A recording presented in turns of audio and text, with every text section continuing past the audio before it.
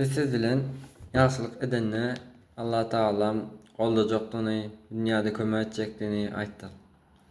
Ahiretde berjek cenneti, wagdalary. Mukaddes kitabymyz olan Kur'an-ı Kerimde Allah Taalam ýagşylyk eden adamlara, gowluk eden adamlara, Allah ýoluna jan berenlere cennete saljany wada beripdir. Allah bizler üçün Al-İmran suresinin 15. ayetinde ayet olara siz şundan has hayırlısını aydayınmay. Korkup saklananlar üçün Allah katında içinde ebedi kalacakları aşağından deryalar akan cennetler arasında yoldaşlar ve Allah razısı vardır. Allah Teala kullarının hakkını görendir. Allah Teala hemme zady görtdi. Sizin eden ýagşylyklarynızdan görtdi, size edilen ýagşylyklardan görtdi. Şoň üçin Allah Teala sizi gowwaran üçin, sizi huzuruna göresi gelen üçin size jan berdi, şunça nur berdi, gözüňize göreç berdi, janyňyzy sagadypdy. Köp adamlar maşin üçin, jaý üçin işleýärler. Ya pul üçin işleýärler. Ya başga oýullar oýnaýarlar. Gara namazdan başgalady ünsün berýärler. Sen şeýdip wagtyňy bir derek zatlara sarplap berenden Allah razylygyny gazansaň sana şo zatlaryň hemmesi mut gelýär. Ve dünýäniň diregi maşin jaý däl. Dünýä 70 günlük zat. Bir şahs olarak da tükenlikli. Azaz. Biraz yaşasan anarsa görüntü. Yani cennet tükeniksizdir.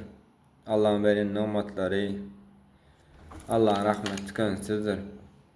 Şu zatlar kazanacak olmalı. Bu aýdylan zatlaryň hiç gaýtan boş zatlarda şunça adam biderek wagt berenek. Men özüm durmuşymda namaz okyan, durmuşymda bir näçe özgörüşmeler boldy. Gowa zatlar boldy. Nesip bolsa izinem dowam eder, Allah'ın razylygyny gazanan.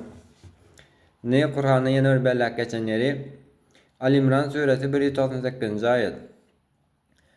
Ýöne Allah Taala gorkup saklananlary olar üçin Allah gatynda bir şüweleň edip aşagynda deryalar akan, içinde ebedi kalacakları cennetler vardır.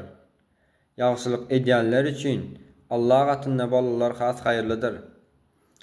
Siz şu dünýäde eden işiňizi bir adamdan garaşmany Allah Taala'nın razylygy üçin edýän diýseňiz, sonda Allah siz o dünýä baranda Allah'ın ýanyna bolýaňyz. Siz hiç şeýle kösenç görmeýäňiz. Siz diňe cennetlerde ýaşaýaňyz. Men özüm şu 70 günlük durmuşymy cennetden almaşasym gelenek tabi bir 70 günlük zat tabi. Aňarda tükeniksizlik görüntü. Allah'ın sevgisi görüntü. Ne ýagşylyk edýänler üçin Allah gatynda bolalar has haýyrlydyr diýe. Diýmek ki Allah Taala üçin ýagşylyk etseňiz Allah sizi öz ýanyna alýar. Ýene bir bellek geçen ýeri. Nisa suresi 1-22. ayet. İman getirip salih amal edenler biz olary aşağından deryalar akan içinde ebedi kalacakları cennetlere salarız. Bu Allah'ın hakiki wadasydyr. Allah Taala'dan has doğru sözlüküm var. Yübbelektir. Adamlar şu ateşelde yanlış gelen bolsaňyz, okamatyk bolsaňyz ya başka haýyrly işlerden peýda ýok diýerler. Etip görüň. Etip görüň. Sizin durmuşyňyzyň psihologiýaňyzdan has gowlaşýanyny, durmuşa bolan garaýşynyň üýtgenligini, adamlara bolan garaýşynyň üýtgenligini görýäňiz.